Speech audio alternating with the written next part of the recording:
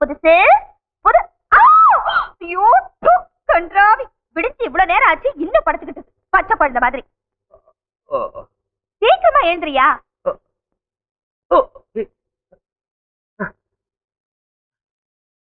நீதானா? நானேதான். நீ இன்னும் வீட்டுக்கு போலையா? என்னையா வளர்ற?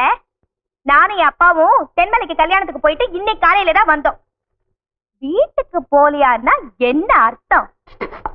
ஐயோ, அப்ப நேத்து ராத்திரி என் கனவுல வந்துதான் தொந்தரவு பண்ணிட்டியா? கனவுல வந்தது இவ்வளவு கிச்சின்னு இருந்துச்சுன்னா? யோ யோ, எனக்கு புரியுற மாதிரி சொல்லு. இல்ல சொல்றேன். நீ நேத்து ராத்திரி என் பக்கத்துல வந்து என்னை கட்டி பிடிச்சு எனக்கு ஒரு உம்மா கொடுத்த. போயா ஏன் விளக்குமாறு எடுக்கிற? எனக்கு வெக்கமா இருக்குல்ல. எனக்கு அப்புறம் நீ என்ன கட்டி பிடிச்ச, நானும் உன்னை கட்டி பிடிச்சேன். எனக்கு வெக்கமா இருக்கியா? எனக்கு. அப்புறம் நம்ம ரெண்டு பேரும் சொர்க்கலோகத்துக்கு போயிட்டோம். நீ தேவதை மாதிரி இருந்தேன், நான் தேவேந்திர மாதிரி இருந்தேன். அப்புறம் நம்ம ரெண்டு பேரும் ஆடணும் பாடணும்.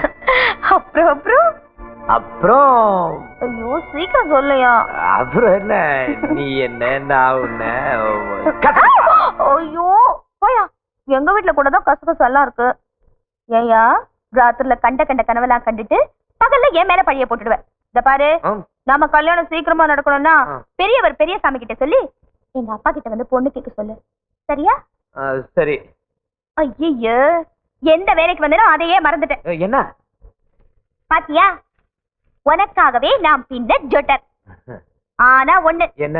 இனிமே நான் இந்த வீட்டுக்குள்ள நுழையனா என் கழுத்துல தால் ஏறினதுக்கு அப்புறம் தான் நுழைவேன். ஏய் கண்ணம்மா, நல்லா இருக்க? மூஞ்சிய பாரு. அழகிய தமிழ் மகள் இவள், இரு விழிகளில் எழுதிய மடல்.